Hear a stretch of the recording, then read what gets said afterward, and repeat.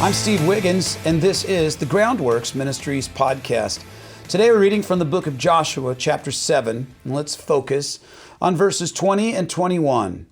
Achan replied to Joshua, "It's true, I have sinned against the Lord, the God of Israel. This is what I did. When I saw among the spoils a beautiful cloak from Babylon, 200 shekels of silver, and a bar of gold weighing 50 shekels, I coveted them and took them. You can see for yourself. They are concealed in the ground inside my tent, with the money under the cloak." Joshua 7, verses 20, 21. Achan's confession provides precise insight into the pattern of sin. The sin may be different, but the pattern is always the same.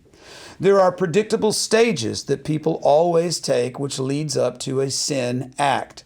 Achan responds to Joshua. I, number 1, saw. Number 2, I coveted. Number 3, I took. And number 4, I hid it. We have all willfully disobeyed the Lord. Be honest, we've all done it. And it always begins with a look, Seeing is not a sin. It's just an awareness that something exists. For instance, there's nothing wrong with recognizing that someone is attractive. But there's obviously nothing wrong with being attractive. That is, as long as you're not knowingly exploiting your attractiveness in such a way as to tempt someone. But we get into moral hot water when we linger on what we see. You see, lingering too long on an object of desire can lead to coveting.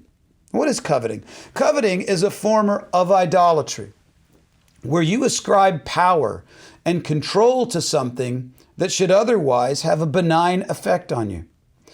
Eventually, you simply can't live without that object of your desire. Regardless of what God says about the matter, you just become obsessed with it. Obsession is a heart condition. It is a sin.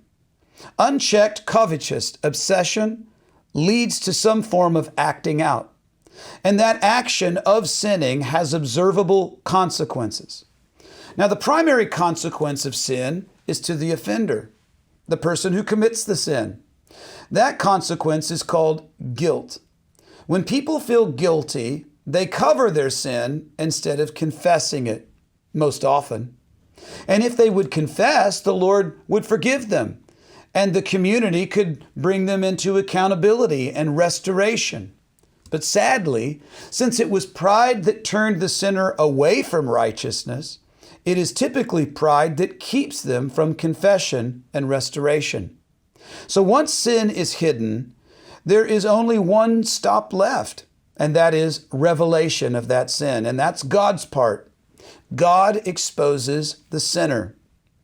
God's revelation of sin is not the same as man's confession. Man's confession is good for the soul. But unwillful revelation of sin leads to some manner of stricter judgment and remorse. And in closing, there is a concept taught in today's passage that seems to be lost in our society.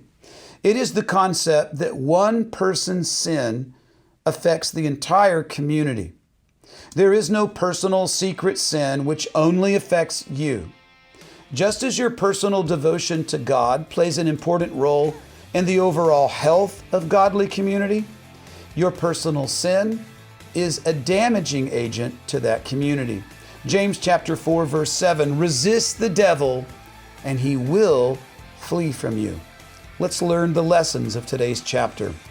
I'm Steve Wiggins, and this is the Groundworks Ministries podcast. Check us out at groundworksministries.com.